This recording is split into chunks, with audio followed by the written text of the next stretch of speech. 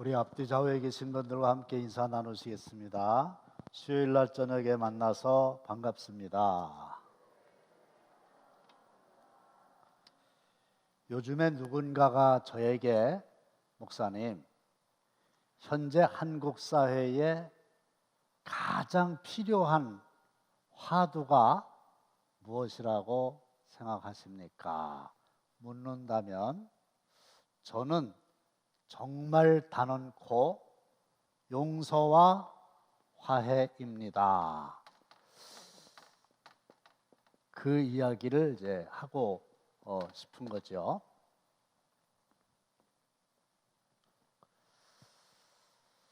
오늘 본문도 역시 그것은 그러므로 천국은 이렇게 시작되기 때문에 비유가 천국에 관한 비유라고 하는 거 전제로 말씀을 드리고, 지난번에도 천국에 관한 말씀이었습니다마는 여기서 말하는 그 천국이라고 하는 것은 그때 그곳의 천국이 아닌 지금 여기에의 천국이다.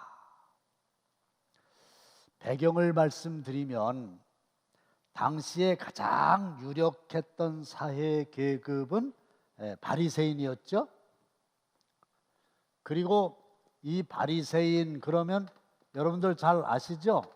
이 사람들은 율법주의자입니다. 율법이라고 하는 건 뭐냐? 쉽게 말씀을 드려서 하라고 하는 것과 하지 말라는 것으로 나뉘어져 있잖아요. 가장 대표적인 게 십계명이죠.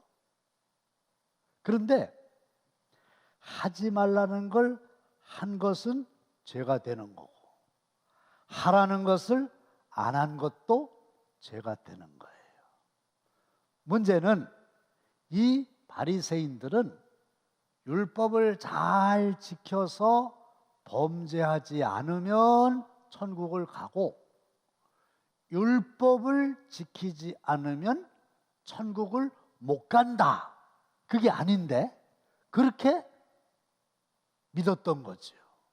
그런데 문제는 인간은 아무리 율법을 지키려고 애를 써도 본질상 진노의 자식이고 죄인이기 때문에 율법을 지킬 만한 능력이 없는 거예요. 그러니까 아무리 노력해도 그 사람들의 율법주의에 의하면 천국을 갈래야 갈 수가 없다, 그거잖아요. 그러면 내 능력으로, 노력으로 천국을 갈 수 없다고 하면, 죄를 졌기 때문에 어떻게 하면 천국을 갈 수 있을까요? 아주 간단한 얘기죠. 죄를 져서 천국을 못 가요. 그런데 내 힘으로는 죄를 안 질 방법이 없어요. 천국을 못 가죠. 그러니까 천국 갈 수 있는 방법은 오로지 하나, 죄를 지었음에도 불구하고 용서를 받으면 천국 갈 수 있다. 할렐루야. 따라합시다. 천국은 용서받은 자만 갑니다. 믿으면 아멘 합시다. 왜냐하면 죄를 가지고는 천국을 못 가는데 내 힘으로는 죄를 안 질 수가 없잖아요. 그러니까 용서받아야 천국을 갈 수 있다. 그래서 오늘 말씀의 핵심은 여기서 형제들이라고 나와 있는데, 형제들은 내 주위에 있는 모든 사람들을 가리키는 건데, 용서하고 용서받아서 이 땅 위에서 천국 생활 누리시기를 다시 한번 주님의 이름으로 축원합니다. 여기서 천국은 now here라고 말씀을 드렸죠. 그런데 이 바리새인들의 표어가 있어요. 뭐냐? 2번까지는 용서하라. 그러나 그 이상 용서한다는 것은 비겁한 것이다. 그래서 2번까지는 용서를 하라고 그러는 거예요. 그런데 랍비의 문서에 보면은 3번까지는 용서하라. 그러나 4번째는 절대로 용서해서는 안 된다. 그랬어요. 우리는 보통 몇 번 정도 이렇게 상식적으로 그저 너그러운 사람이 봐주는 것 같아요? 이런 얘기 못 들어봤어요? 너 상 3번이요. 3번. 그러니까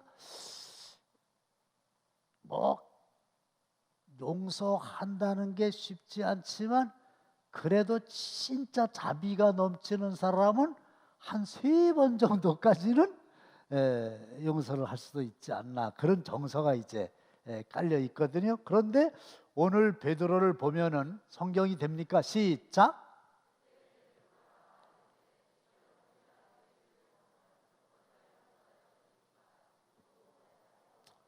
베드로는 무려 몇 번까지나? 그러니까 여기서 7번까지 하오리까 이 말은 굉장히 큰 맘 먹고 칭찬받으리라는 생각으로 말씀을 드린 거예요. 왜냐? 율법 주의자들은 2번이고 랍비들은 3번인데 무려 7번이나 용서를 해야 됩니까? 이렇게 했대요. 그때 예수님이 7번이다 이렇게 말씀 안 하시고 시작.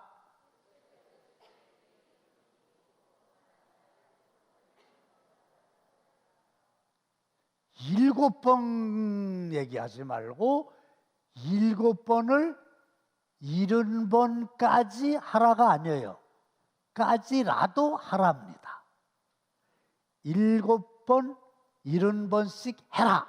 그랬으면 77이 49, 490번 해라.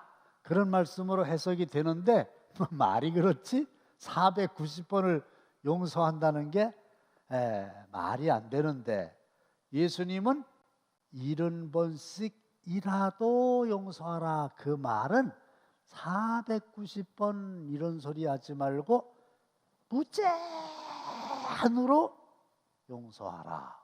그렇게 말씀하신 거예요. 그러니까 이런 말이 있어요. 진정한 용서는 용서의 횟수를 계산하지 않는다. 근데 우리는 애들 나무랄 때 너 지난번에도 엄마한테 잘못해가지고 1번 용서해 줬었는데 너 3번이나 용서해 줬었는데 그리고 자꾸 용서의 횟수를 따지는데 그거는 진정한 예수님이 말씀하시는 용서는 아니다. 그런 거죠. 그런데 비유는 뭐냐?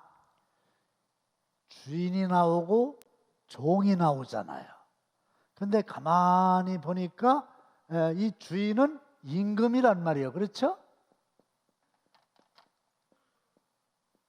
이제 하나님이시란 말이에요. 그리고 종이 나온단 말이죠. 그러면 신하가 되겠죠. 요거는 이제 인간을 가리키는 말이잖아요. 그렇죠? 근데 이제 결산을 하는 거예요. 결산은 심판입니다. 연말 결산, 월말 결산, 결산하잖아요.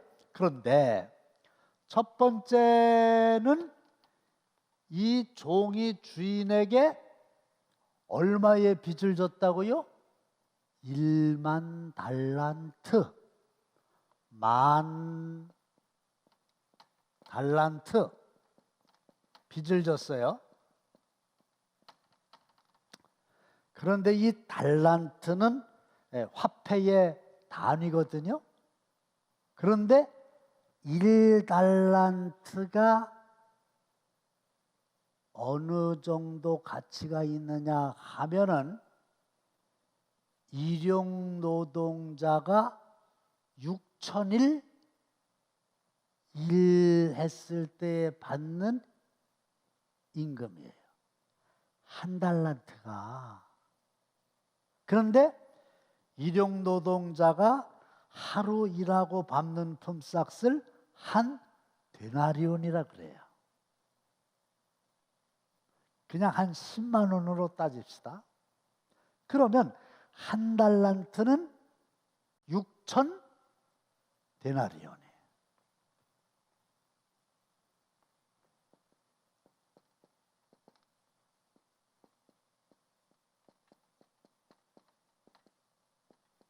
그러면 한 달란트가 아니고 만 달란트니까 한 달란트가 6천 데나리온이라고 하면 만 달란트는 몇 데나리온일까요?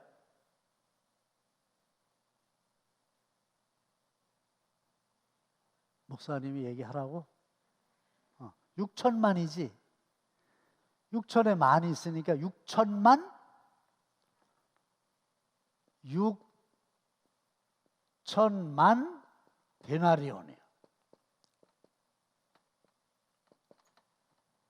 그런데 한 데나리온이 10만 원이라 그랬죠? 그러면 6천만 원 곱하기 10만을 해야 돼요. 10만이면은 하나, 둘, 셋, 넷, 다섯. 동그라미를 5개를 더 해야 돼. 그래가지고 제가 6천만 곱하기 10만을 하려고 그러다가 할 수 있는 능력은 있죠. 계산기 갖고 두드리면 되는데 제 계산기가 감당이 안 됩니다. 이랬어요. 하여간 어마어마한 돈이라고 생각. 뭐 수십 조인지 수백 조인지 뭐 이렇게 되는 거잖아요. 그죠? 계산해 봅시다. 6천만. 그 다음에 6억, 60억, 600억, 6천억, 6조네 뭐 6조. 나는요 6조가 얼마인지 이게 개념이 없어요. 6조는 그저 기껏해야 제가 이렇게 이 정도 하고 눈에 들어오는 게 한 100억, 뭐 한 200억 이 정도는 땅 살 때도 100억 줬고 우리 사회복지법인 1년 예산이 70억이고 교회 질라고 그러면 한 180억 정도 이러니까 그 정도 한 맥심 200억까지는 이게 되는데 막 1000억 1조 그러면 저는 이제 실감이 안 나요. 근데 어쨌든 6조는 얼마나 되느냐 쉽게 말씀드릴게요. 굉장히 많다. 끝. 어마어마한 거예요. 근데 갚으라는 거예요. 6조를 여쭐게요. 여러분들은 6조를 갚을 만한 능력이 있어요? 없어요?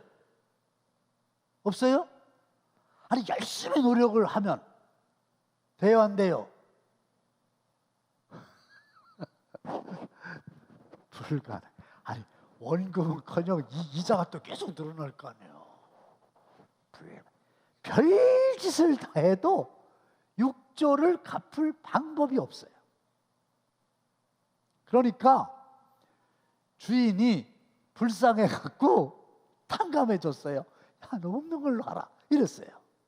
탕감은 빈 문서를 불러 태우는 거거든요. 그게 탕감이야. 빚이 없는 걸로 해줬어.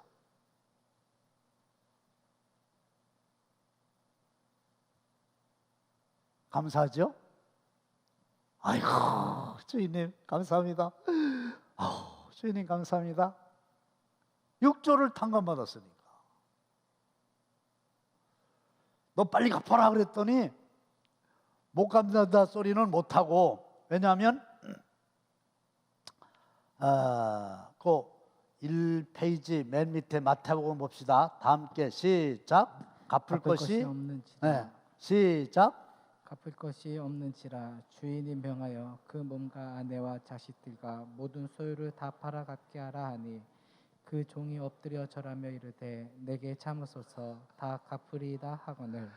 갚을 게 없죠.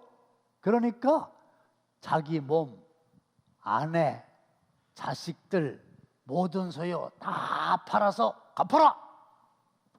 그랬더니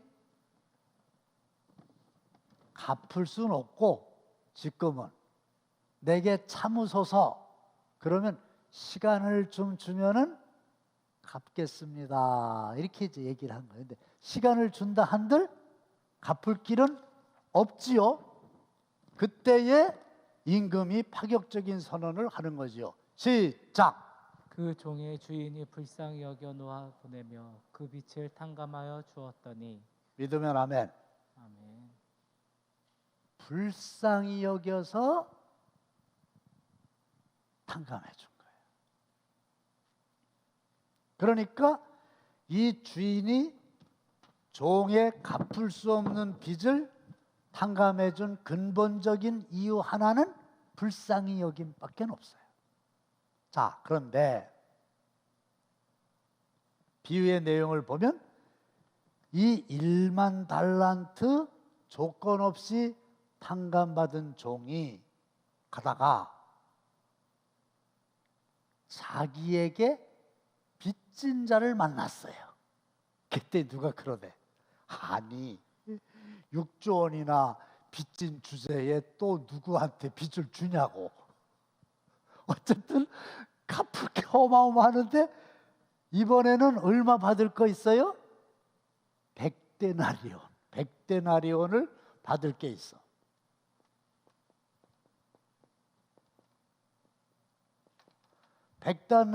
백데나리온은 얼마인지 아시겠죠? 한 데나리온이 10만 원이니까 100만 원, 1000만 원, 1000만 원, 1000만 원, 1000만 원.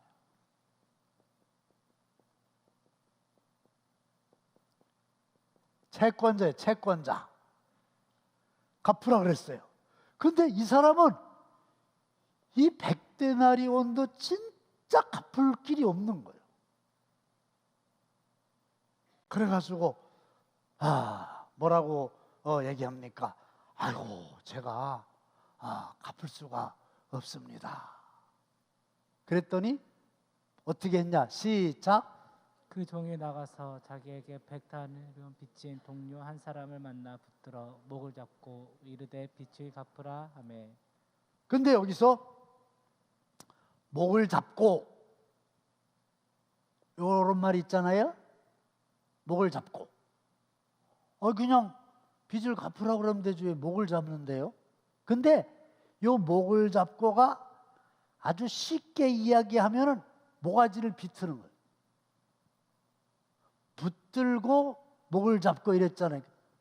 딱 모가지 비틀어가지고 죽이는 것처럼 1000만 원 안 갚는다고 모가지를 비트는 거예요. 그리고 뭐라 그러냐면 결국은 못 갚는다 그러니까 어떻게 했어요? 시작. 그 동료가 엎드려 간구하여 이르되 나에게 참아 주소서 갚으리이다 하되 허락하지 아니하고 이에 가서 그가 빚을 갚도록 옥에 가두거늘. 어떻게 했어요? 옥에다 가둬버렸어요.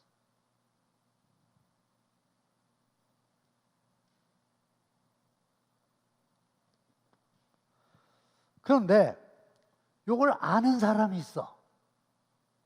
자기는 1000만 원이 아니라 6조를 탕감받았는데 아니 60만 분의 1인 1000만 원을 안 갚는다고 모가지를 비틀어 감옥에 갔다가 집어쳐 넣습니다. 이렇게 요 주인에게 고했어. 그랬더니 주인이 뭐라고 평가를 하셨냐?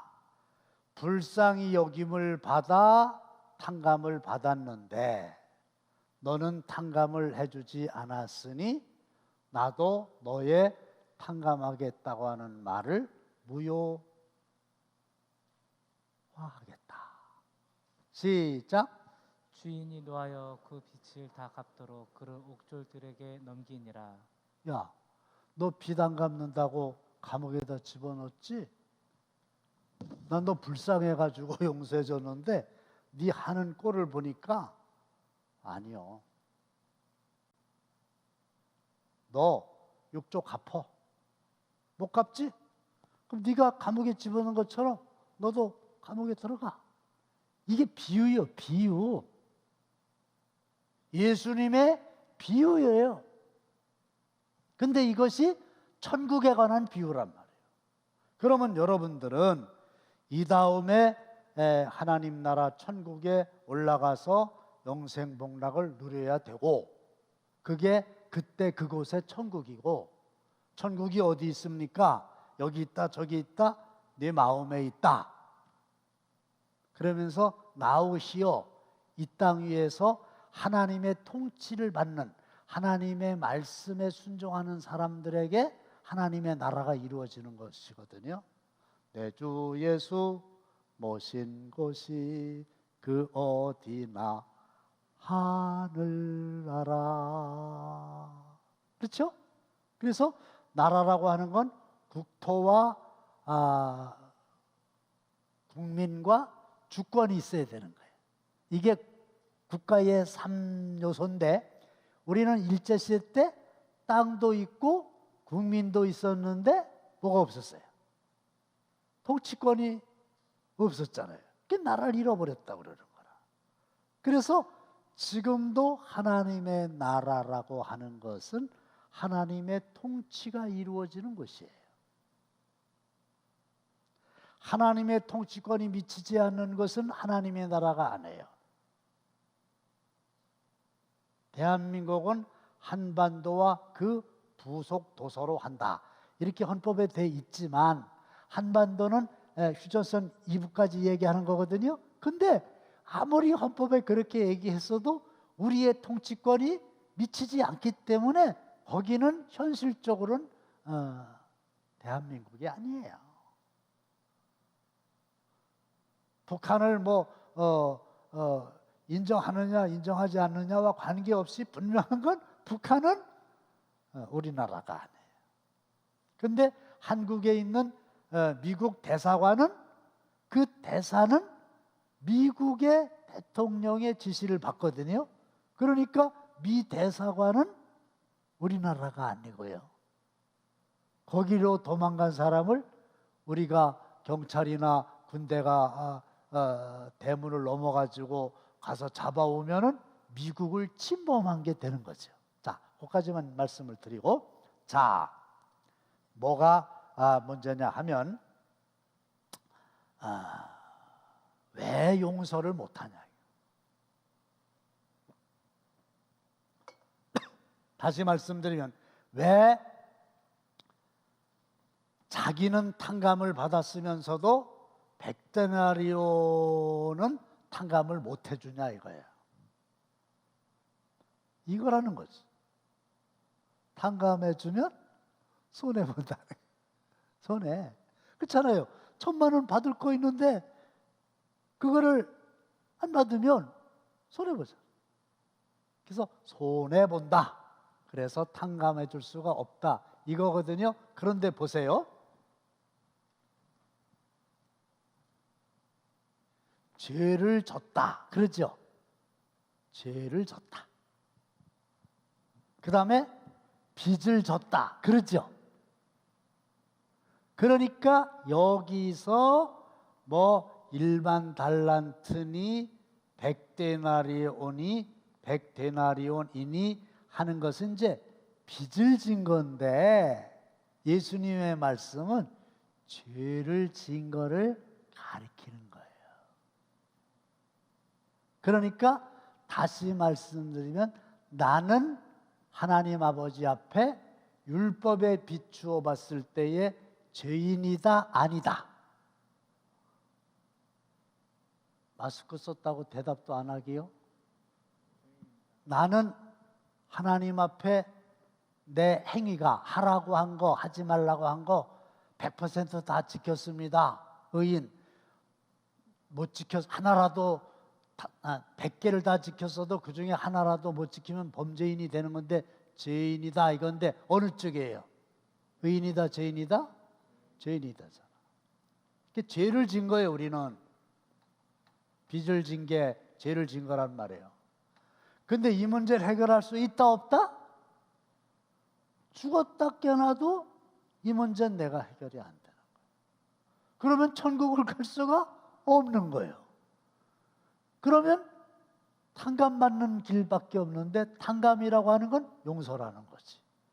근데 감사하게도 하나님은 우리를 죄인 중에 괴수인데 모든 사람이 죄를 범하였음에 하나님의 영광에 이르지 못하더니 인정하잖아요.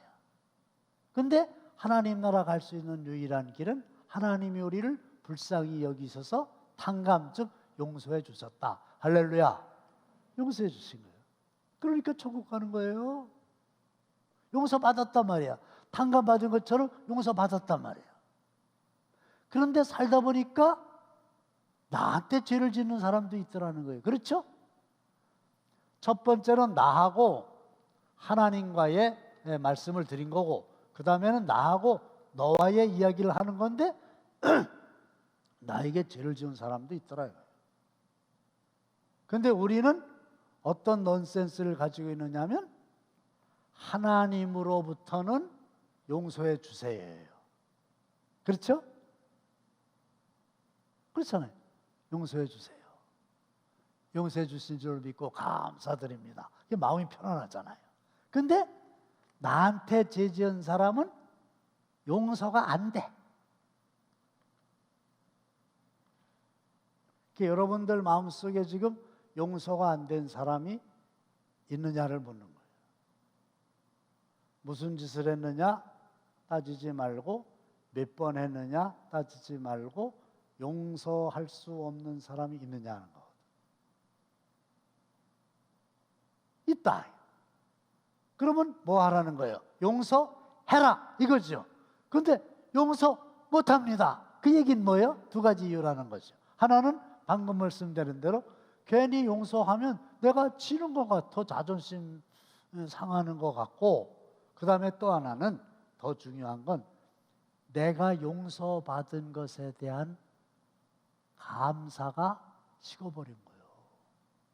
다시 말씀드리면 6조를 탕감받은 것에 대한 감격이 없어져 버렸으니까 이렇게 한다는 거예요.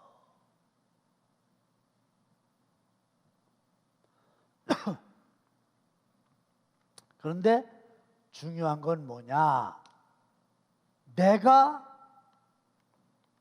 이 사람의 죄를 용서하지 못하면 나도 하나님으로부터 죄를 용서받을 수 없다. 그게 정확한 무자비한 종의 비유예요.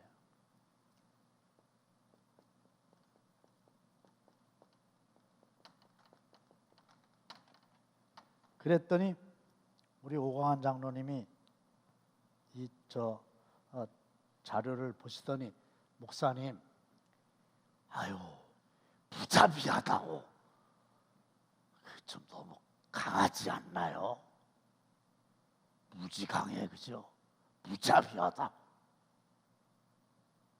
근데요, 무자비가 뭐냐면 자비가 없는 거예요. 무자비야. 비자 없는 건 무비자고. 그래서 이해는 가나 주보에 그냥 무자비한 종의 비유로 나갔으니 방법이 없습니다 그랬는데요, 제가 그 이야기 끝에 깨달은 게 있어요. 아하, 내가 나에게 죄 지은 사람을 용서해 주지 않으면 나도 하나님으로부터 용서를 못 받는 거잖아요. 그렇죠? 그러니까 천국 생활은 어렵고 감옥 생활해야 돼요. 그 다음에 무자비한 사람이 되는구나. 무자비한 사람이 별게 아니더라고요. 자기는 탕감받기를 좋아하고 탕감받았다 그러면서 60만 분의 1에 해당되는 별거 아닌 것은 용서하지 못하는 종이라면 그게 바로 무자비한 종이 아니겠는가. 그래서 오늘 말씀을 맺습니다. 용서가 안 되면 증오의 감옥 속에 내가 갇히는 거잖아요. 그렇죠? 그 감옥에 가 있으면 자연스럽지가 않잖아요. 그래서 우리는 주기도문에서 뭐라고 기도하냐면, 우리가 우리에게 죄 지은 자를 용서해 준 것 같이 우리의 죄를 용서해 주시고, 이런단 말이야. 생각도 없이 했다면 보세요.